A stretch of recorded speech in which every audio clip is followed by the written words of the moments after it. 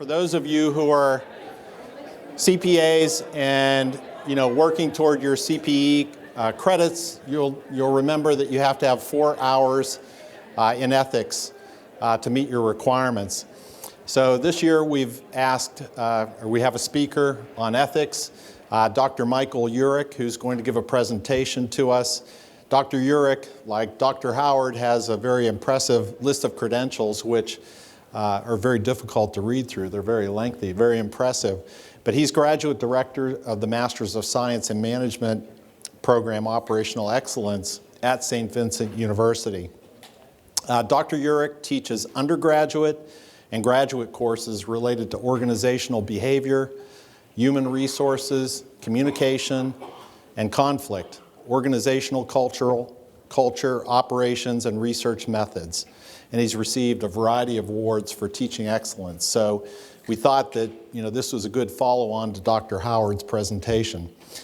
His research includes leadership conflict, diversity in the workplace, and much of his work focuses on issues related to intergenerational phenomena within organizations. I'm sure this will be applicable for all of us, not only in our work lives, but maybe in our personal lives as well. Dr. Urich is a regular speaker on age-related issues in the workplace throughout the U.S. and also internationally.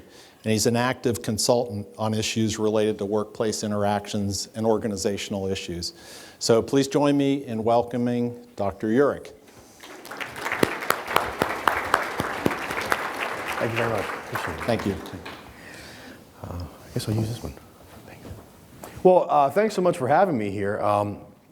I realize that I'm on right after lunch, and so it's not the most ideal time, I guess. But I actually teach a 12:30 Friday afternoon human resources class to my undergrads. So if you want to talk about dry and boring and people wanting to stay awake and not being able to, I understand. So if you do happen to fall asleep, I won't throw anything or anything like that. So, and I won't take it personally.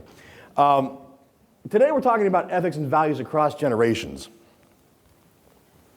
As John mentioned, I am the graduate director of the Master of Science in Management, Operational Excellence at St. Vincent College.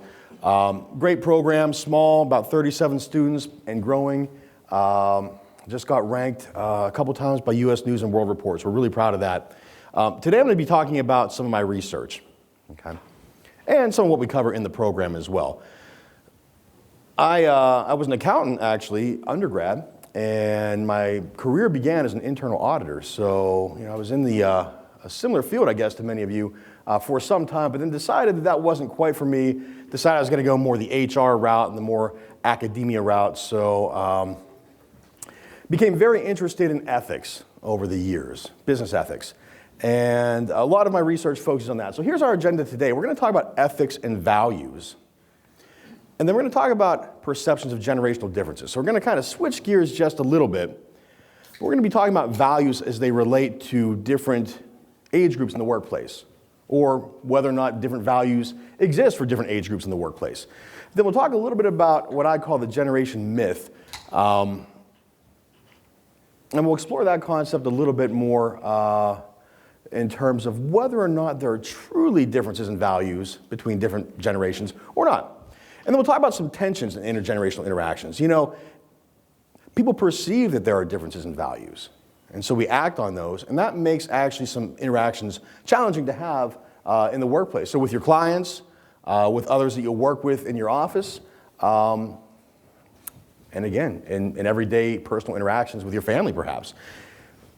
I don't want to just stop there. I want to talk about some strategies to improve those things as well. Okay, so a lot of times, us researchers kind of stop and just say, okay, here's some problems, and we're not going to, don't really share things to kind of improve interactions.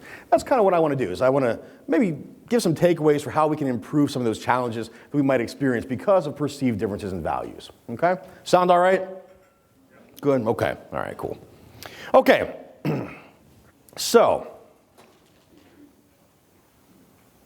if we're going to talk about ethics, I look at ethics a little bit differently maybe than some people. So to me, whenever I think about ethics, I think about decision making, okay? Ethics is about how we make a choice. We use some type of values or morals to make that choice. And so ethics, yeah, absolutely, it's about right, wrong, good, bad. But it's also about how we use those values then to make a decision on what we do, okay? And so when we think about ethics, there's a lot of gray areas that arise. You know, sometimes we think right, wrong, good, bad, black, white. There's a lot of gray areas that occur as we think about ethics, as we think about what choices, what decisions we can make. Now, some of those, obviously, we know there are many laws, regulations that guide our choices, our decisions, but there are a lot of questionable areas where we don't know. We don't know what the real right or wrong answer is. We need to reflect on that. So when we talk about ethics, the study of ethics is truly the study of decision making. Why do we make the decisions that we make? And again, we operate out of some value system as we make those decisions. But when we make a decision, we want to ask ourselves, well, whose values am I using to inform that decision? Whose values are helping me make a decision?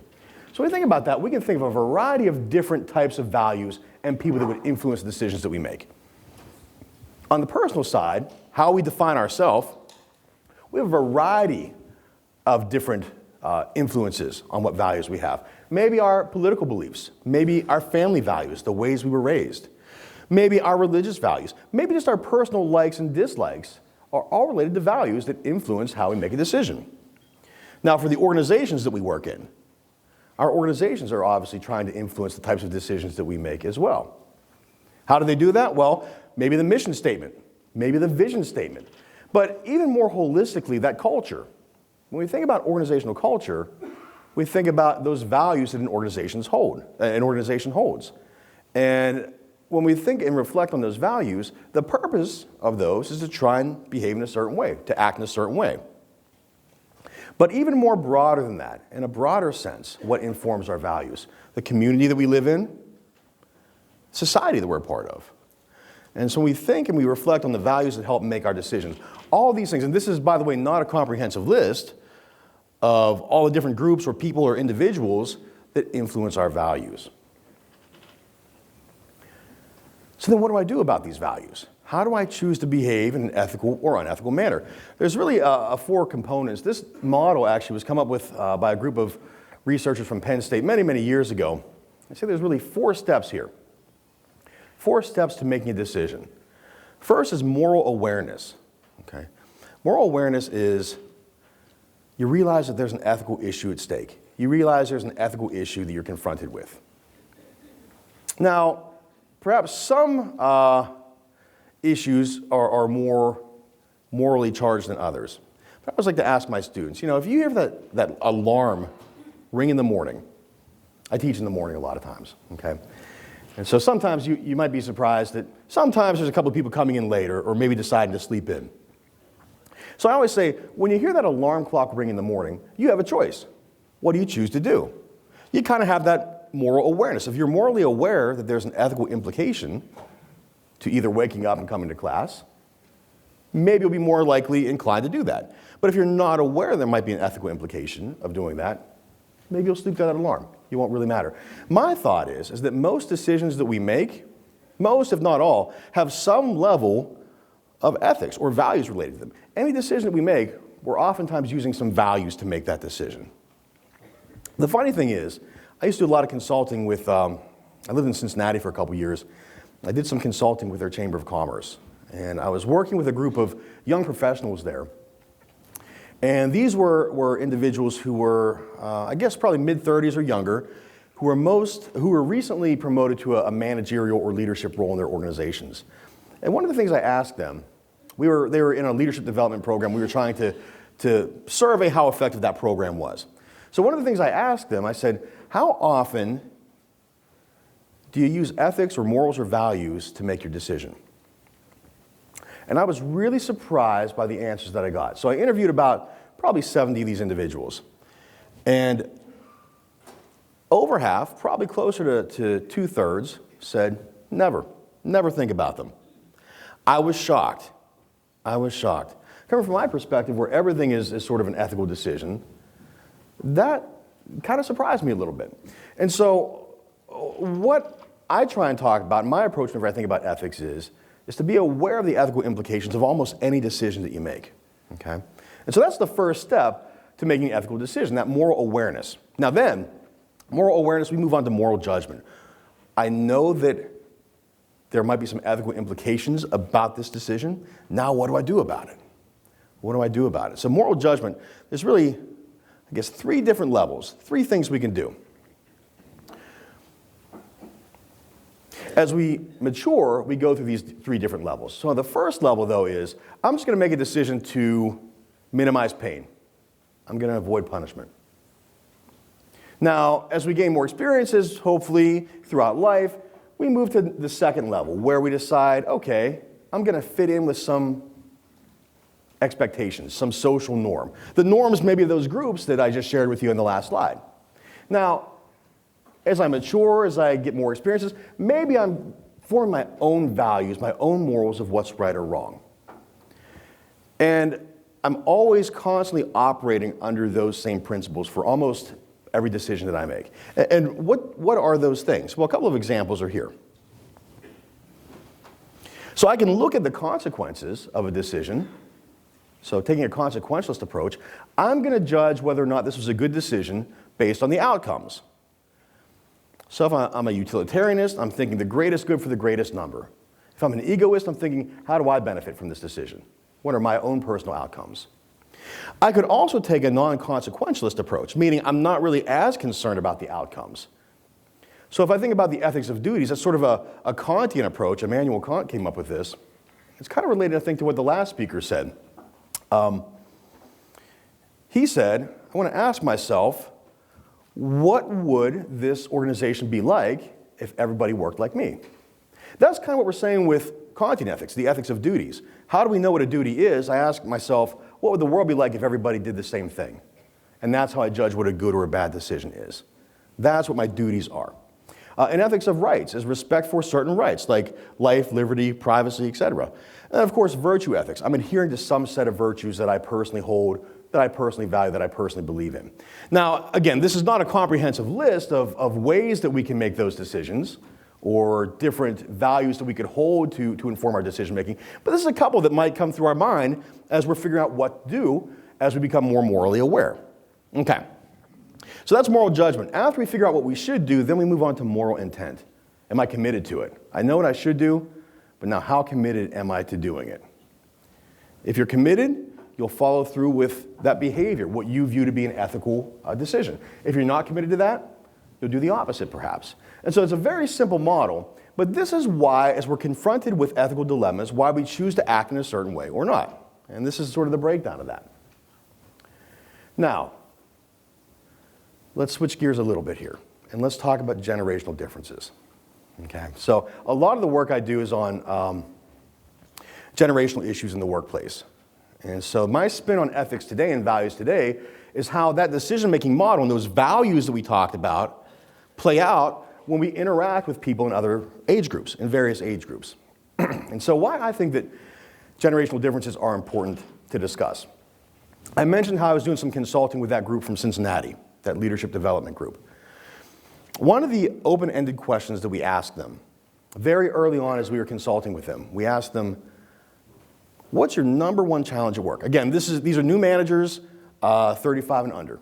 We said, what's your number one challenge at work? And they said to me, I actually don't know how to talk to somebody older than me. That was not just said by one person, not by two people, but a majority of the people that we interviewed. A lot of people. And I was surprised by that response as well. And so I thought to myself, this is an important topic that we want to consider a lot more. We should look into this and study this a lot more. Now, pop culture tells us a lot about these categories.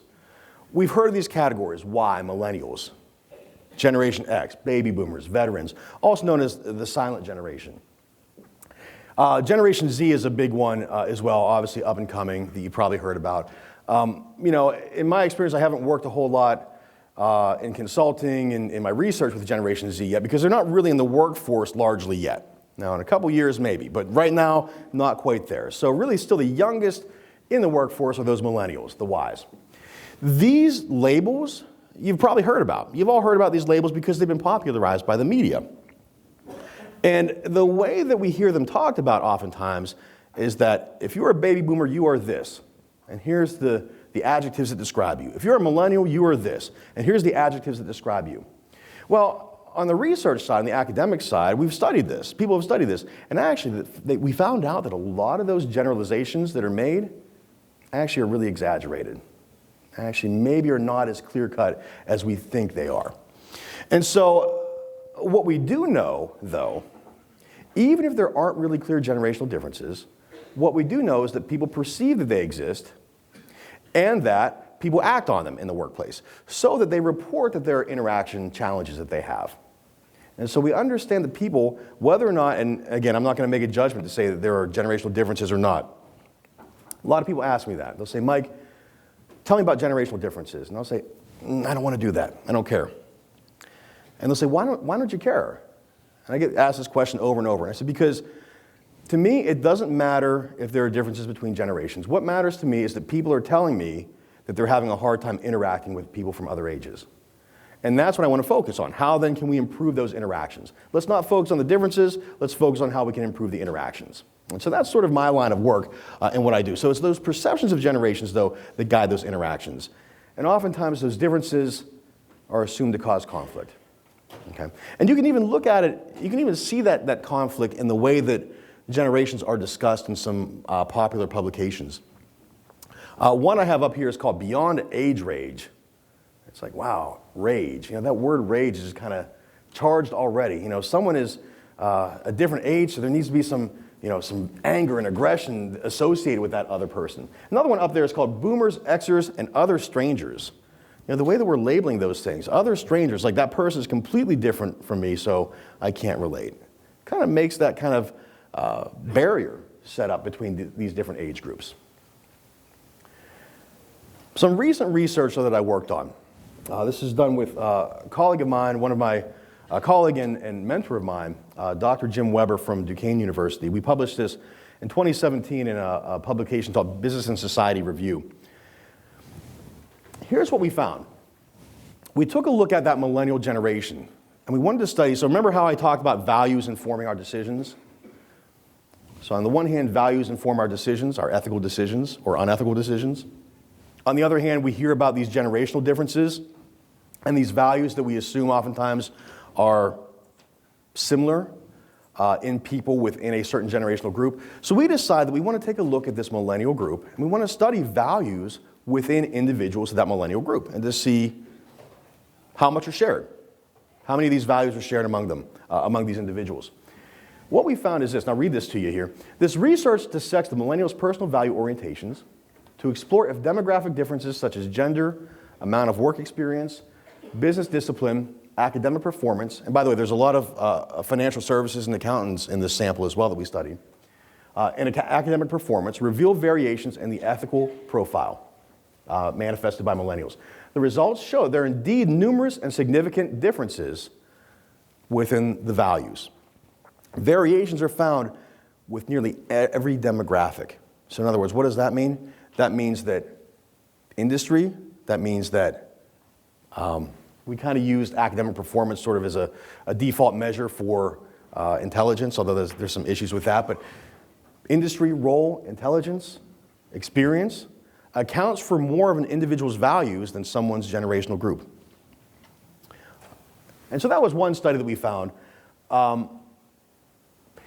Another study that I've worked on, though, suggests that how we view the values of another generation really depends on that lens that we're wearing. You know, what lens is kind of informing my view of a generational group? It probably doesn't surprise you. I've done a lot of interviews in my research to talk about experiences with interactions with members of other generations. And if I'm talking to a millennial, someone that labels himself a millennial, they usually have a favorable outlook on that millennial generation. If I'm talking to somebody in Generation X about their generation, about Generation X, they usually have a favorable outlook on Generation X. If I talk to a baby boomer, they usually have a favorable outlook on baby boomers. Oftentimes, though, that group might have a less favorable outlook toward another generation, though. And so that's something that's been common, again, amongst pretty much almost every interview that I've done. And I've done probably close to 100 of these. So what influences these perceptions, whether about our own generation or about another's generation? Well, This should look similar to some of those things that are influencing our own personal values as well. Economic factors could influence how we view another generation. The political, societal events and climate could influence how we view another generation. And also, of course, the media. These are these big societal influences that influence how I see my own generation and perhaps another generation. But there's also our experiences, our individual experience, my work context. So what's the characteristics of my workplace? What's the different demographic age makeup of my particular organization, perhaps, that I work for, or of my clients? What's my work experience? Have I worked with a lot of individuals of various ages? Or am I used to working with individuals of one age? That kind of influences my perception. Then there's also individual characteristics. My own personality, my own traits, my own individual maturity level, and maybe my own family upbringing. If I had a lot of different age groups or members of various ages that I interacted with my family as I was younger, that influences perhaps my perception of what different generations might be like. So I want to share some examples with you. So as I'm going through these interviews, I'd like to share some examples of what interviewees themselves said in my discussions. Okay? So whenever I'm talking about what influences our perspectives of other generations, and I say the media is one influence, I heard that from a lot of people that I researched. So this person is from that millennial generation, that Gen Y group. And this person says, I don't know how many Gen Y there are, but I'm sure there's some not good ones out there. And they're going to find those, and they're going to try and get those stories out in the media. And that's just what they do. So to this person, there's this big they that kind of, I guess, oversees the media and portrays generations in one light over another. But this is that person's perception, at least, is that different generations have different portrayals in how they're talked about and discussed in the media, in society at large. And that informs the perceptions that we have, both in what different generations value, what they care about, and also what they do, how they behave. And we'll talk more about that in a couple of seconds as well. So why is this then? Well, we have this definition of self, and we have this definition of others. So as we hear these labels discussed in the media over and over, we start then using those to inform our own picture of what I view myself as, and maybe the picture of what I view other people as well. And so as we think, okay, here's what boomers value, or here's what millennials value, that starts forming my idea of what that identity is like. And so that starts forming my perception that then informs how I interact with somebody in the workplace, or with a client, or with a family member.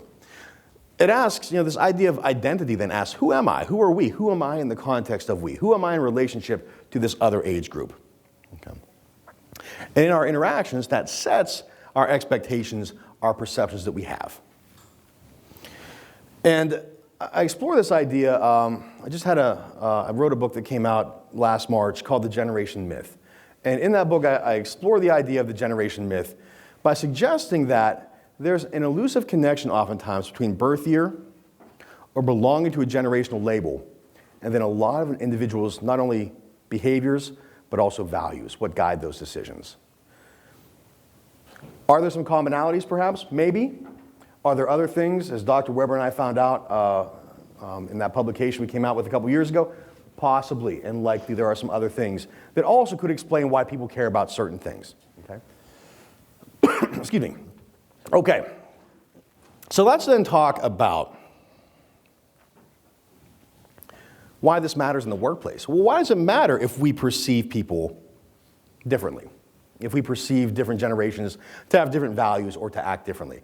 Because what I found out through my conversations, and these are all people that I've talked with, various industries, various levels of careers, various types of jobs, they all said tensions arise, conflict can arise. Okay, so whenever I say that conflict can arise, I'm not talking about like fist fights at work or fist fights between your colleagues or anything like that or your clients. I'm talking about more tensions or uneasiness that kind of hampers interaction in some way. So we could have values-based tension. With values-based tension, It comes from a couple of things. Perceptions. Again, I'm not here to say that these things are real phenomena or not. I'm saying that these are perceived to exist in the minds of individuals interacting with other ages. There's that perception that some generations like to maintain the status quo, don't like change.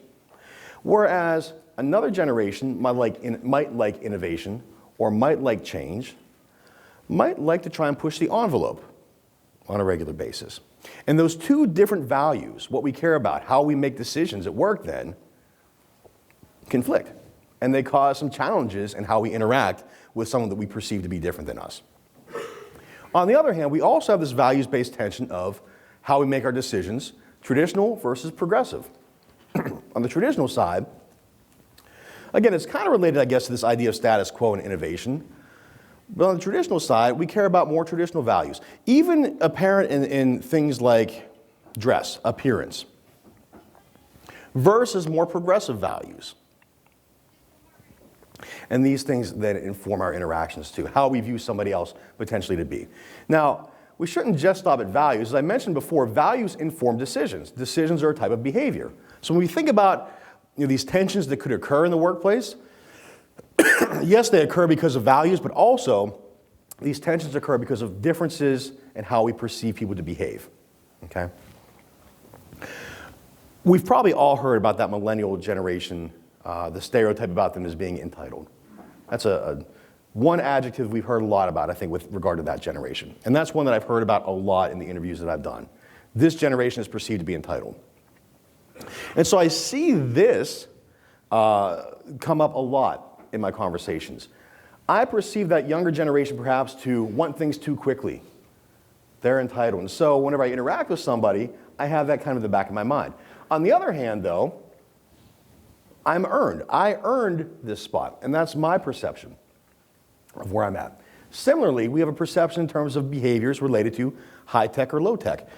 This one came up, the high-tech versus low-tech perception, came up in nearly every single one of the almost 100 interviews that I've done,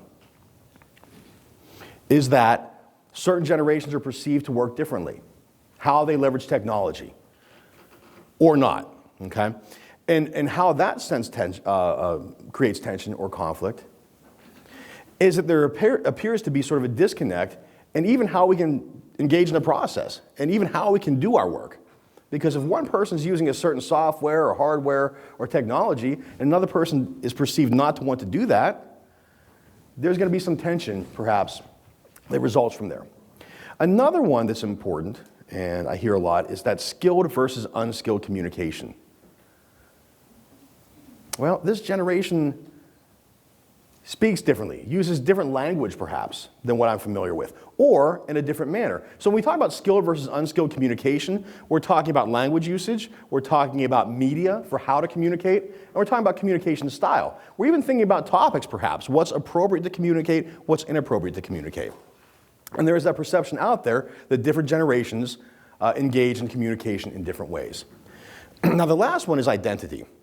And we talked about how identities are formed, how generations can be related to identity, etc. There are perceptions out there that there are differences in terms of how different generations are more team-based or more individual-based. This idea of me versus we. There was no consensus on this in my interviews, but a lot mentioned this. So when I say there's no consensus, what I mean is this. A lot of different individuals said, my generation is more we-focused, more team-based. And people said that regardless of which generation they identified. So millennials said that, Gen Xers said that, boomers said that. Whereas a lot of times they would say, but a different generation is more individual-focused, me. Okay? So there wasn't a consensus as who is more team-based, who is more individual-based, but that idea, that theme came up in a lot of the conversations that I had. And then lastly, this idea of single versus multiple identities. This is almost the idea of wearing multiple hats, okay? Almost the idea of work-life balance. There was, in my discussions, a perception that different generations balance their careers and personal life somewhat differently than another generation, okay? And that perception, again, causes challenges. So let me give an example about how some of these things can cause some challenges. This is a behavior-based example. So again, those values leading to differences in behavior. This person says, the communication skills of the younger people that I meet on a weekly basis are absolutely nil. There are absolutely no communication skills because they learn how to communicate via Twitter. They talk in abbreviated words and abbreviated sentences. So if I had a communicated length of time with someone in their 20s, I probably couldn't. Okay. And so the hard thing with this quote is this person is likely the manager or the supervisor of individuals who might be in their 20s. And before even interacting with them, they come into that interaction saying, I'm going to have a hard time with this. I'm not going to be able to do this. And now whether or not that is true, before they even meet that individual, they kind of discount that person. And so that's a challenge. That's how I say a challenge happens with regard to these perceptions. Okay. Okay. I'm a nerd. I'll share that with you right now. I love Star Wars, one of my favorite film series, but it's kind of like, anyone here see the most recent Star Wars that came out a couple years ago? Anyone see that? Okay. Luke Skywalker, we all know that character. He's one of the original characters from back in the day in the 70s. Well, when we see him again in this new film that came out about 2 or 3 years ago, he meets the younger Rey, and she's seeking a mentor. And he says, well, I'm not going to take you on just yet. And so there's that lack of mentorship. Now, the challenging thing about our organizations right now is that mentorship needs to occur. Mentorship needs to occur. We need to communicate across generations, or we're not going to be able to function. And so in this example, there's a breakdown because of perceptions. Now, this happened obviously in a galaxy far, far away. This is space science fiction, space fantasy. But it happens real time in our workforces as well. It happens real time in our organizations as well, where that communication breaks down. There are strategies, though, to alleviate some tension. 3 major buckets. Achievement-oriented, meaning I'm going to show that I can do something. Image-oriented, meaning I'm going to portray myself a little bit differently. And then ego-oriented, meaning I'm going to engage in a behavior that's going to focus on me. Okay? So that achievement-oriented side. One strategy noted in my interviews, my discussions, was I'm going to focus on my communication style. I'm going to get to learn that other individual, and if they prefer an email as opposed to a text, if they prefer a phone call, if they prefer a face-to-face meeting, I'm going to flex what's comfortable for me and my style and engage in that to make them more comfortable. And that's the way that I'm going to break down that tension. And so that's a behavior that I'm going to do to break that down, to improve that communication. That's one. The other one is performing proficiently.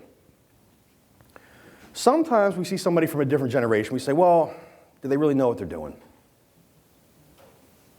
I see someone from a younger generation or an older generation. I kind of question their skill set. People say, well, how do you get around that? What do you do to break that stereotype down, that stigma down? I'm going to actually show them what I can do. I'm going to perform.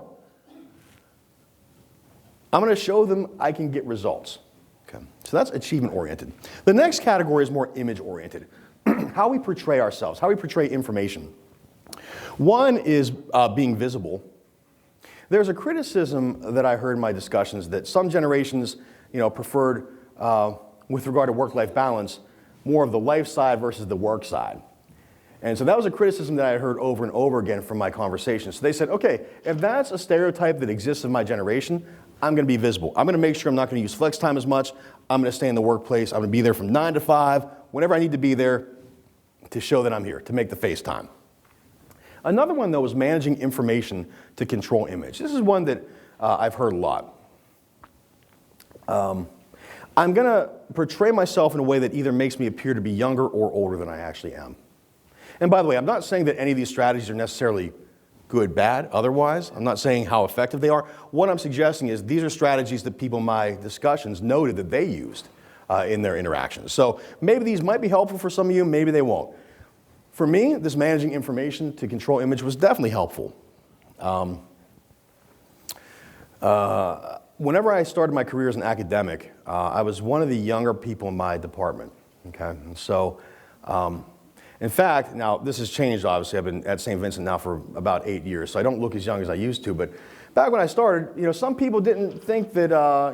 I remember going into one office and the person in the office asked me what class I was in.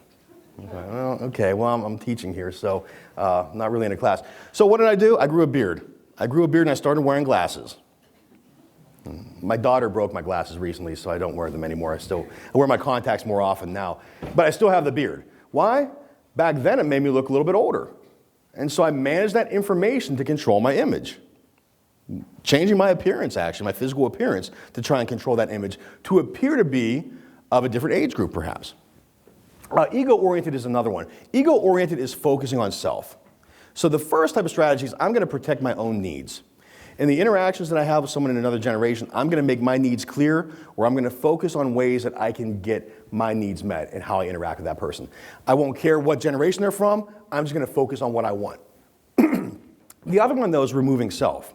Removing self is if I feel like, and this is a really, I would say probably not the best strategy, but if I feel like I can't connect or can't discuss or I can't talk with somebody from another generation, I'm going to leave that conversation. And this is where the real breakdowns occur. Because then if we remove ourselves, that knowledge transfer doesn't happen. That information that we need to move between parties doesn't occur, doesn't happen. Let me give you an example of this. This is an achievement-oriented example. This person was having an issue. He was working with an executive vice president in New York. And here's what he says. Yeah, with an executive vice president in New York, it was my first 4 months working for the company, and he was really challenging me on my knowledge of what I was doing. And then, well, how old are you? Whatever his name was. And I said, I don't think age is a measure of my skill. If I'm able to produce for you, then that's what we need to talk about. I think that really helps get me past that barrier of him questioning my skill set. He kind of knew I was younger. The gentleman probably was in his early 60s, and like I said, his daughter or son were probably older than me. But from then on, I was able to establish myself in the business, just knowing what I'm doing rather than how many years of experience I have. In other words, this person was focused on the results. Can I perform for you? Am I getting results for you? Let's focus on that. And this individual said after he was able to do that, his interactions between members of various age groups were a lot easier for him. Okay. One of my favorite movies. I guess I'm kind of sappy too, but I tear up every time I watch this movie. Anyone here ever see The Intern? Okay, great movie. If you haven't seen it, I highly recommend that movie. And the reason why I like this movie so much is, at the beginning, both Robert De Niro's character and Anne Hathaway's character were kind of apprehensive about working with each other, with the other person. But throughout the movie, what ends up happening is they really develop this actually quite beautiful relationship where they start mentoring each other. And yes, it's a comedy. Yes, it's kind of, there's some silly moments in there. But it really strikes me as a very real-world way in which mentorship can develop in the workplace. And that's the one thing that I really like about this film. And so whenever I think about the strategies that one of the reasons why I tear up whenever I watch this movie is I hear those 100 people that I've talked with about their challenges interacting with other generations in this film. I see the things they're doing in the film, and I hear the comments of the people that I've worked with kind of echoed in this film. So if you haven't seen it, highly recommend it. It's a great example of how different tensions related to age are broken down in the workplace. Okay.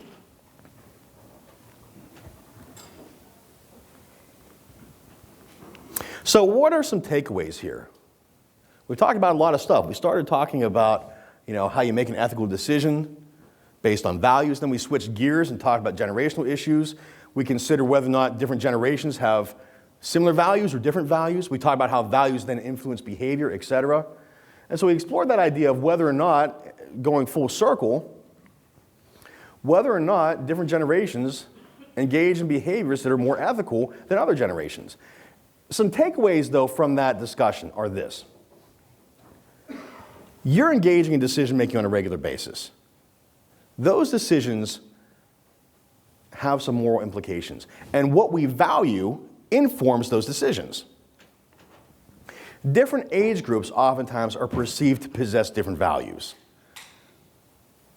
These perceptions can lead to conflict if I view that another's values are completely different from mine, or if I view that another's behaviors informed by their values are completely different from mine. And so these perceptions can lead to conflict and interaction challenges. Now, we went through a couple of strategies. I think you have them in your handout. Some strategies of some things you can perhaps do if you're experiencing intergenerational challenges. And by the way, if anyone here is interested in reading some of my research, I have my contact information at the end of the slide. Please feel free to email me, to call me. I'd be happy to send you out some more information. Always happy to do that. And so that way you can read some of this stuff firsthand if you'd like to. But consider whether some of those strategies can help you. If we can't have positive interactions with other age groups in the workplace, here's what's going to happen. We're going to have a lack of knowledge transfer. We're going to have a lack of mentorship. And we might have caustic cultures that start forming in our organizations. It's going to be difficult to interact.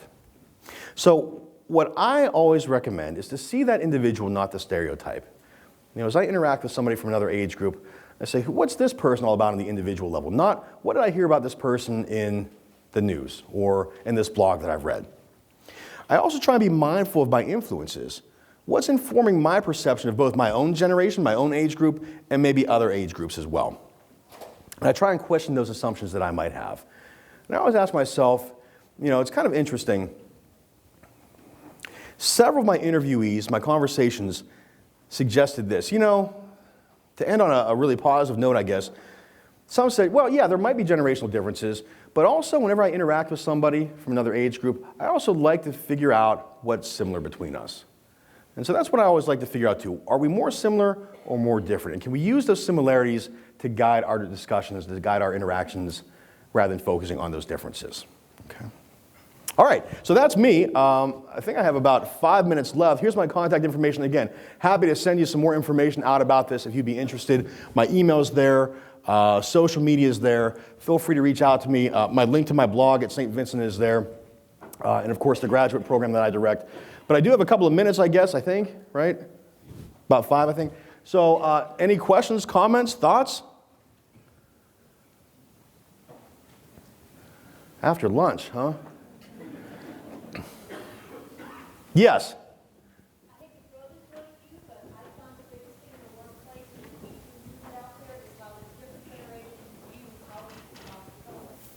Yeah, right. So good example, I think, of that communication challenge. So, we see a societal phenomena. You mentioned the Me Too movement. We see the societal phenomena, and it changes the way, perhaps, that we perceive that others are comfortable interacting as a result of that phenomenon. So, great example of some of the things we're talking about here, a very practical, real-world, present-day example. We talk about how societal events influence our perceptions, the Me Too movement being that societal event, influencing then how people feel comfortable interacting with others at the workplace and how we perceive them to feel comfortable. So, great personal example. Thank you. Well, I was purposely not trying to do that. She asked if there are any solutions. Again, my number one thing, anytime people say to me, Mike, well, I'm having this particular issue. What should I do about it? I oftentimes say, did you talk to the other person, one-on-one? Is there a way you can connect with that person on something that you have in common? And the more we can find out about that person on an individual level, I think the easier time we might have. So to say that, to make a blanket statement to say that, to approach a millennial generation or a boomer generation who might have this different perspective on the Me Too movement, I probably can't do that, but rather than to suggest me as an individual talking with this other person as an individual and maybe learning more about their perspective too through conversation. That's really the best I can do in terms of a solution or a strategy for that. Thanks. Other questions? Comments?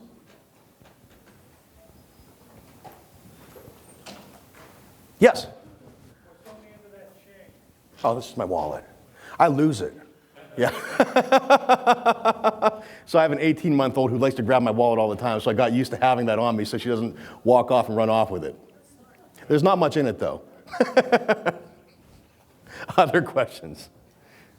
Yes? I like your point of individual versus the stereotype. I have children, 2 of which are millennials.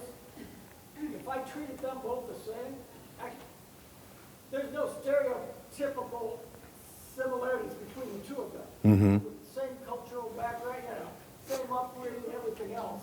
So that you can't just assume because they're this, that they're going to be like this. Absolutely. So great point. When you talk with multiple individuals in the same age group, you're going to start to see those differences.